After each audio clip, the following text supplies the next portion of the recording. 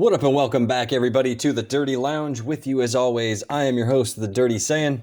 If you haven't already, please consider smashing that like button, post up in the comments section below, subscribe to the channel, and hit that notification bell selecting all to be alerted to future content on the channel. All of these interactions do help keep my videos up on the YouTube algorithm, and it is greatly appreciated, guys. So today I will be doing or covering some tips on how to produce some character auras and energy effects using Photoshop CC Touch 2019 for Android users specifically. Sorry iOS folks, I do not have the Apple equivalent tutorial, and I'm just not a fan of Apple products in general with their overbearing hardware and software proprietary restrictions, so sorry about that, guys. It's not my cup of tea. So the first thing I wanted to touch on real quick before I get going, and this is vital information before you even start, and it can save you a lot of time and some headache. The Photoshop Touch will not allow you to import certain files into the editing app. It's only going to accept the .png, .gif files, .bmp, and .jpeg formats, respectively. The energy effects you can download from the legends.dbz.space are all .webp files, and I usually import those that I like to use a lot into my other app that I use called Pixel and then I'll save them as an hd.png file. So that way, if you do that, you're ready to import those into Photoshop at a moment's notice. But enough of all that, folks. Let's roll into that intro, get those creative sparks flying, and let's go!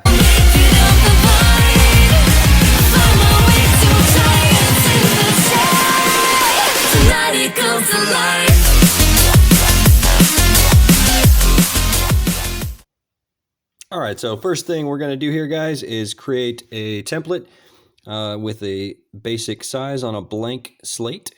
And we'll do 720 on the width and 1440 on the height. This is the dimensions that they use for the character cards for Legends.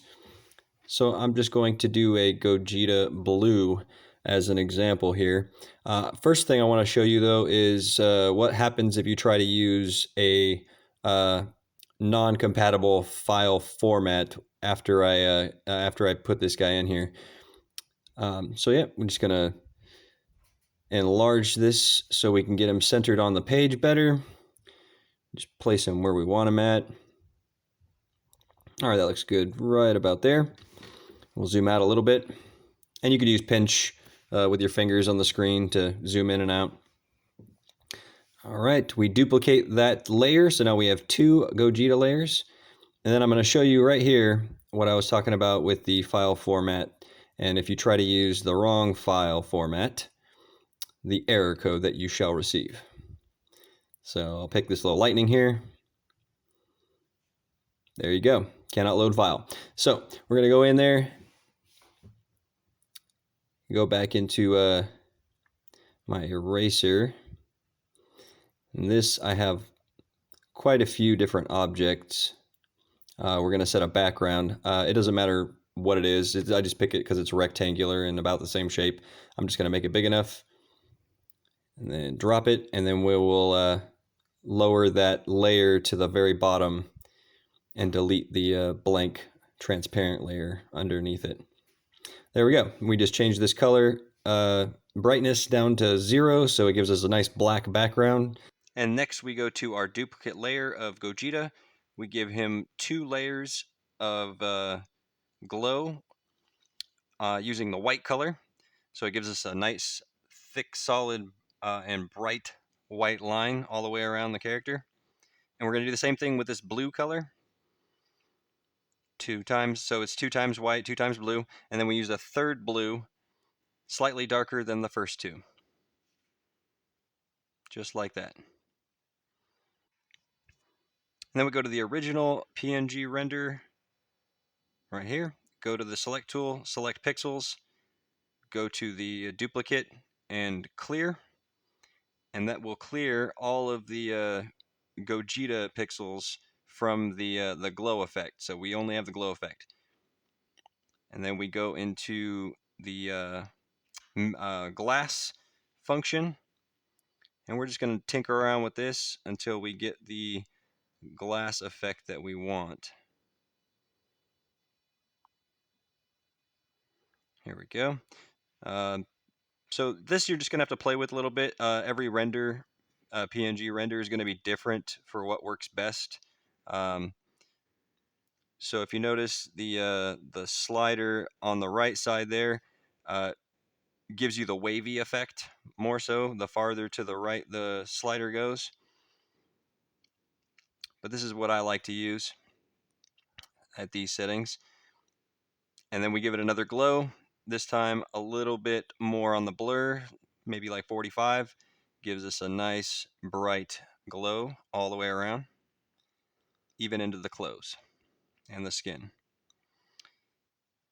Then we're going to go into that layer, go to linear dodge, and linear dodge actually ignores all layers that's underneath the color that you're doing this on, or the object that you're doing this on, so that all the colors from the layers below come through the layer you're giving linear dodge to. So now we're going to give some actual effects, energy effects. Let's go with this nice blue flame looking aura. Pretty dope. We're just going to size it correctly, and then we're going to drop it behind Gogeta once we have it the way we want it.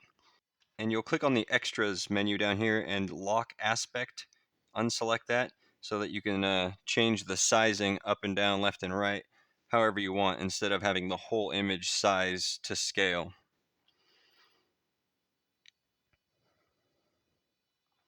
All right.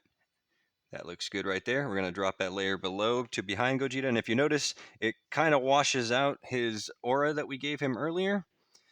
So we're going to change this color, is something I like to do. Give it more contrast. And I'll usually do it in a completely different color, maybe like a purple or a pink when we're talking about blue. I actually kind of like this fuchsia color, like right here. All right, we'll go ahead and do that. And then gonna grab some more effects. Let's grab this one. Place this one behind as well. And you really want to play with these effects because what they can do for you, especially when you have ones that are behind the character, and when he's like, especially Gogeta here, he's in this stance, right? How you place your energy effects can actually give the art some perspective. So you can actually feel like, there's depth to the actual art. There we go. Just kind of monkey around with it and size it up where you want it. Save it there. Linear dodge on that. And then it brightens it up quite a bit. And so you can see it's blue in some places, and where it's got multiple layers of colors, it's going more towards a white color, giving it that brightness. All right, let's grab another one. We'll grab some of these little spiky bad boys coming up off of his feet down below, all the way above his head. And we'll flip this using the little flip button at the bottom. Here we go. Yeah. Perfect. All right, we size that there. Click on the little check mark. Good to go. We'll linear dodge that as well. Looking sweet so far. I'm liking it. All right, we're going to go and add another layer. And this time, I think we're going to do some little energy motes. So we're going to place this one. I don't like to resize these very much because they elongate. So I usually try to keep them in the square size that they are when I drop them on the page, and I just use multiple of them. Sometimes I'll mess around with them and tweak them a little bit, but for the most part, I like to leave them as is. All right, we'll just change the color, make this more blue. I don't want to have everything look the same color for on the art. When you do that, stuff starts to bleed together and you lose a lot of detail. And for me personally, I don't think it looks as good as if you have multiple contrasting colors throughout your piece. All right, linear dodge on these as well. Kind of brightens those up a little bit.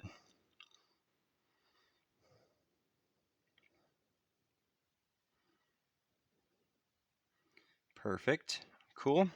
All right. And now I'm going to drop one more. I think one more should be fine for now. Click a little add button, photo library. And this one, I think we'll do this purple one right here. There we go. Nice little blurry aura looking thing. All right, we'll drop that right there. Linear dodge that, and that's a little bit too bright for my taste, so I'm actually going to drop the opacity of this down to about 50%. It just gives it a nice little tint overall throughout the rest of the image. And there we go. That is our finished product. Pretty dope, right? So I personally highly recommend you mess around with the FX tab and tinker around with all the different options until you're familiarized with them, and that'll just help you out a lot. All right, guys. Well, that's going to do it for this tutorial. I hope I shed some light on these functions and helped get you started on your own road to doing some epic edits. Just remember, tinkering around with all of the different functions and filters to see what each thing does is only going to make you better understand how to get the thoughts that are in your head more easily converted into actions that is going to give you the desired results in the app. So just like any other subject, practice really does make perfect. Or should I say that it allows you to continually reach ever closer to the ideals of unattainable perfection. So stay tuned for my next video where I'm actually going to be going over how to get some sweet text edits going on. But until then, guys, I am out of here. You keep practicing. Have a great week. Stay safe, and we will catch you in the next one. Peace.